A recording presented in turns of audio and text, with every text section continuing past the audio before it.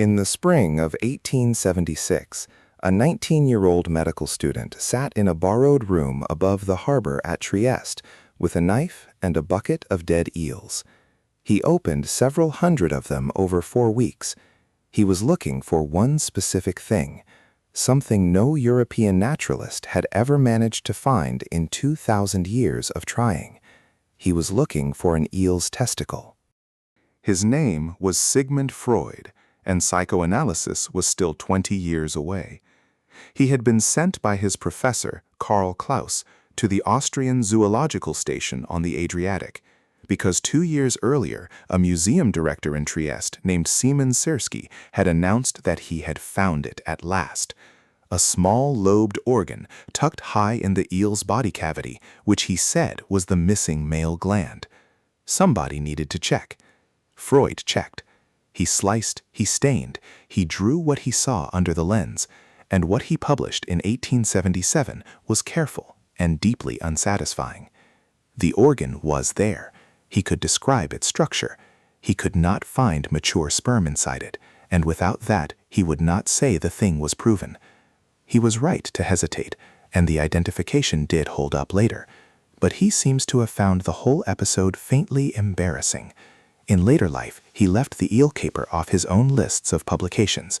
The number usually quoted is 400 eels, 400 bodies, and no answer he was willing to sign. To understand why a teenager was doing this at all, you have to go back to a sentence written around 350 BC.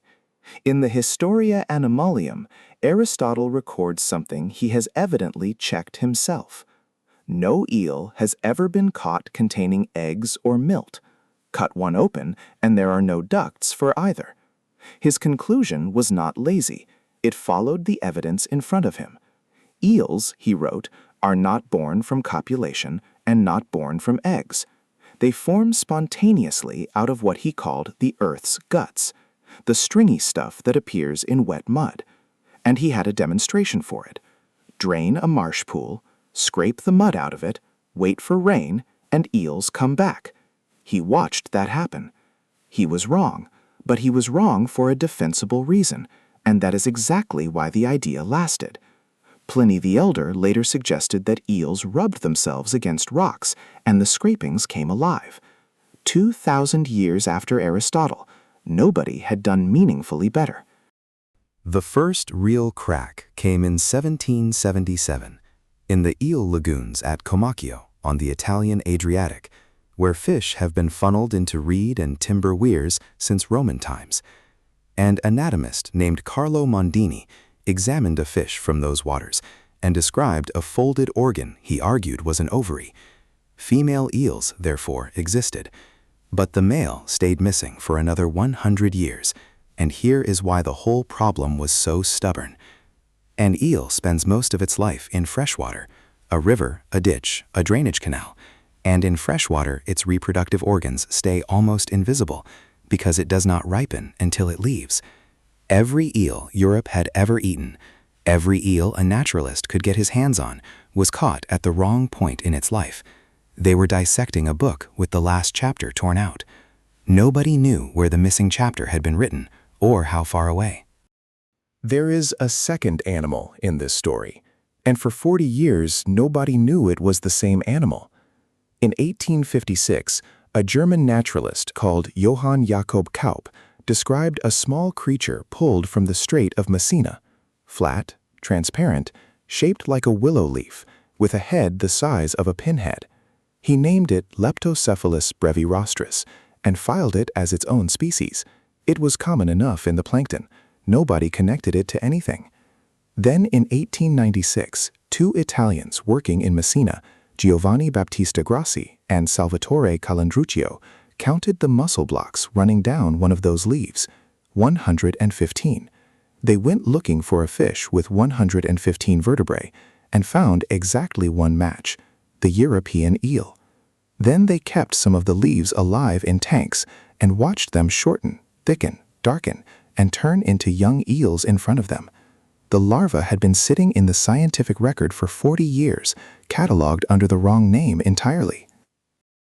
Now, you could follow the leaves, If smaller larvae meant closer to the birthplace, then you could simply sail until they got smaller. That is what a Danish biologist named Johannes Schmidt did for the better part of 18 years, from 1904 onwards, dragging fine nets back and forth across the Atlantic. The larvae shrank as he went west. In 1922, he published the answer: the Sargasso Sea. It is a strange place to be born. The Sargasso is the only sea on Earth with no coastline at all. It is held in shape not by land, but by 4 currents turning around the North Atlantic, and it is full of drifting golden weed. Now the honest part. Schmidt never found an eel egg. He never found a spawning adult. He found a gradient of larval sizes and reasoned backwards from it, and researchers have argued ever since about how clean his data really were. A paper in 2020 proposed the spawning ground might sit further east, near the mid-Atlantic ridge. A paper in 2022 argued the evidence for that is not there. You have almost certainly seen an eel. In a tank, at a restaurant, in a canal, on a plate. What you were looking at was an unfinished animal. When the time comes, and it can come after 5 years or after 20, an eel rebuilds itself for the journey. It stops eating, its digestive tract begins to break down, so there is no going back. Its eyes enlarge, and the light-sensitive pigment in the retina is swapped out for the type found in deep-sea fish. Its sex, incidentally, was never fixed at hatching. In eels, that is largely settled by the conditions the animal grew up in. Then it drops downriver in the dark and swims for the middle of the ocean, as far as 5,000 kilometers, without a single meal. In 2018 and 2019, researchers fitted satellite tags to 26 of them in the Azores. 5 of those tags surfaced inside the Sargasso Sea. 1 reached the presumed breeding area itself. That was the first direct proof that adult European eels actually get there, and it was published in 2022. So we know they go. We know larvae come back. Between those 2 facts sits a gap that has never been closed for any Atlantic eel. No eggs collected, no spawning observed, not once in 100 years of looking. It has been done for a different species, in a different ocean.